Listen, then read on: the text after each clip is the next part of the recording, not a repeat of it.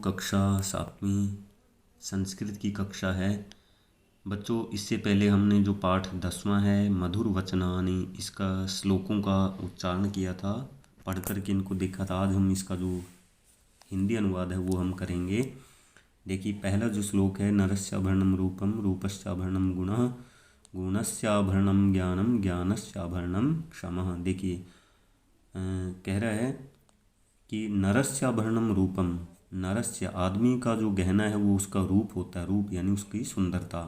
रूपस्याभरणम गुणा, और रूप का जो गहना है वो क्या होते हैं, गुण होते हैं, यानी कि सुंदरता भी तभी अच्छी लगती है जब व्यक्ति में गुण हो।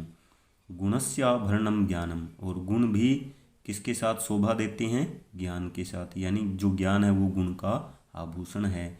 और ज्ञानस्याभरणम क्षमः, और ज्ञान का भी आभूषण गहना क्या है, क्षमा। तो सबसे जो क्षमा जो करना जानता है वही जो है व्यक्ति ज्ञानी है, और वही जो है ज्ञान को प्राप्त किए हुए है। ठीक है, व्यक्ति इंसान का गहना क्या है, उसका रूप है और उसका सौंदर्य है, और सुंदरता का गहना क्या है, उसमें रहे गुण। और गुण भी कब शोभा देते हैं, जब उसमें ज्ञान हो। और ज्ञान भी कब अच्छा लगता है, जब वो व्यक्ति क्षमाशील हो। रूप अर्थात सुंदरता मनुष्य का आभूषण है। गुण सुंदरताया, गुण जो है सुंदरता का आभूषण होता है, ज्ञान गुण का आभूषण होता है, और सहनशीलता ज्ञान का आभूषण होता है। ठीक है, दूसरा देखिए, कह रहे हस्तस्य भूषणम दानम सत्यम कंठस्य भूषणम श्रोत्रस्य भूषणम शास्त्रम व्यर्थम स्वर्णस्य भूषणम।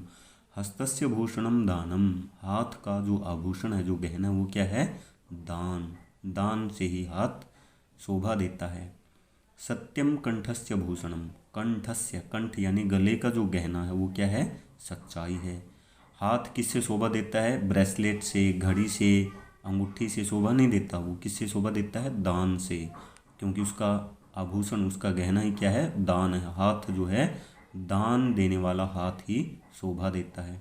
और जो गले में जो हम हार पहनते हैं, चैन पहनते हैं, ठीक है ना, ये भी जो है क्या है, उसके आभूषण नहीं है। गले का आभूषण क्या है, सत्यम, जो सत्य बोलता है, जो सच बोलता है, उसी का कंठ शोभा देता है, और गले का आभूषण भी सच्चाई ही है। श्रोत्रस्य भूषणम शास्त्रम, श्रोत्रस्य कान का भूषण क्या है, शास्त्र है। शास्त्र ही कान का गहना है। जो व्यक्ति शास्त्रों की बातें सुनता है उसी के कान शोभा देते हैं। व्यर्थम स्वर्णस्य भूषणम, बाकी जितने भी सोने के आभूषण है वो व्यर्थ हैं, जिनको हम महत्व देते हैं। सच्चे आभूषण तो क्या है, यही है। क्या, दान किसका आभूषण है, हाथ का। जो सच्चाई वो किसका आभूषण है, गले का। और जो शास्त्रों की जो बातें वो किसका आभूषण है, कानों का। इसलिए सोने के आभूषण व्यर्थ होते हैं। ये देखिए भावार्थ है इसका। दानम हस्तस्य भूषणम, दान हाथ का आभूषण होता है। सत्यम कंठस्य भूषणम, और जो सच है, सच्चाई है, वो गले का आभूषण है, गहना है। ज्ञान जो है वो कानों का गहना है। कर्णयो आभूषणम, कानों का गहना है, शास्त्रों की ज्ञान की बातें सुनना।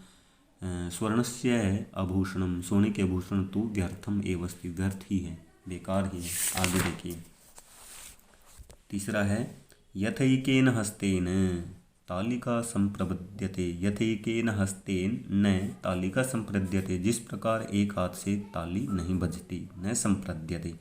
तथोद्यमम, उसी प्रकार, तथा उसी प्रकार, उद्यमम परित्यज्य, परिश्रम को छोड़कर, न फलम कर्मणः भवेत, कभी भी कर्म का फल जो है वो प्राप्त नहीं होता। जिस प्रकार एक हाथ से ताली नहीं बजती है, उसी प्रकार परिश्रम को त्याग करके कर्म का फल हम प्राप्त नहीं कर सकते।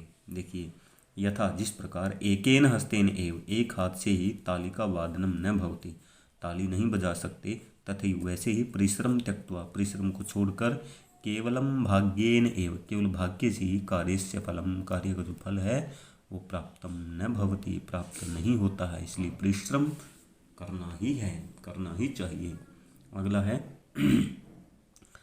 यस्य नास्ति स्वं प्रज्ञा शास्त्रम तस्य करोति किम, लोचनाभ्याम विहीनस्य दर्पणः किम करिष्यति। यस्य, जिस व्यक्ति की स्वयं प्रज्ञा न अस्ति, जिसकी अपनी बुद्धि है ही नहीं, खुद जो कुछ सोचता ही नहीं है, शास्त्रम तस्य करोति किम, शास्त्र उसका कुछ नहीं कर सकता। उसको हम शास्त्र के ज्ञान की कितनी बातें सुनाएं, जब तक व्यक्ति खुद की बुद्धि से नहीं सोचता है तब तक उसका कुछ नहीं हो सकता। लोचनाभ्याम विहीनस्य दर्पणः किम करिष्यति, जिस प्रकार लोचनाभ्याम अंधों से रहित, आँखों से रहित, लोचनाभ्याम विहीनः आँखों से रहित जो अंधा है उसके लिए दर्पणः किम करिष्यति, उसके लिए शीशा जो है, दर्पण जो है वो कुछ नहीं कर सकता। आए समझ में? देखिए, यस्य स्वयं प्रज्ञा न अस्ति, जिसकी अपनी बुद्धि नहीं है, यानी कि जो व्यक्ति स्वयं कुछ भी विचार नहीं करता है, शास्त्रम तस्य करोति किम, शास्त्र उसका कुछ भी नहीं कर सकते, शास्त्र उसके जीवन में कोई भी परिवर्तन नहीं कर सकते, ज्ञान उसके जीवन में काम नहीं आ सकता जो खुद अपनी बुद्धि नहीं चलाता है। जैसे लोचनाभ्याम विहीनस्य दर्पणः किम करिष्यति, जिस प्रकार आँखों से अंधे व्यक्ति का जो दर्पण जो शीशा वो कुछ नहीं फायदा कर सकता। देखिए, यह मनुष्य बुद्धि प्रयोगम न करोति, जो मनुष्य अपनी बुद्धि का प्रयोग नहीं करता है, शास्त्रेषु लिखितम ज्ञानम, शास्त्रों में लिखा हुआ ज्ञान, तस्य किमपि हितम कर्तुम न शक्नोति, शास्त्रों में लिखा जो ज्ञान है उसका किम अपि कुछ भी हित यानी लाभ कर्तुम न शक्नोति कर नहीं सकता। यथा जैसे नेत्राभ्याम विहीनस्य अंधस्य, जैसे आँखों से रहित अंधा के लिए, कृतिमने के लिए, दर्पणस्य कश्चित अपि लाभः न भवति, शीशे का कोई भी लाभ नहीं होता। पांचवा है विद्या ददाति विनयम विनयात याति पात्रत्वम, पात्रत्वात् धनम आपनोति धनात् धर्मम ततः सुखम। तो क्या है, देखिए, विद्या ददाति विनयम, विद्या हमें क्या देती है, विनम्रता प्रदान करती है, विनम्रता दी। विनयात याति पात्रत्वम, और विनयात, विनयात माने विनम्रता से क्या प्राप्त होता है, पात्रता यानी योग्यता। व्यक्ति जब विद्या ग्रहण करता है, कोई भी शिक्षा विचार कोई भी अच्छा ग्रहण करता है तो उसमें क्या आती है, विनम्रता। विनयात याति पात्रत्वम, और विनम्रता से पात्रता प्राप्त होती है, योग्यता प्राप्त होती है। पात्रत्वात् धनम आपनोति, और पात्रता से योग्यता से व्यक्ति धन प्राप्त करता है। धनात् धर्मम, धन से व्यक्ति धर्म की प्राप्ति करता है। और ततः सुखम, उसके पश्चात सुख की प्राप्ति होती है। विद्या क्या देती है मनुष्यों को, विनयम, विनम्रता, सहनशीलता, और उससे क्या आता है, फिर योग्यता आती है।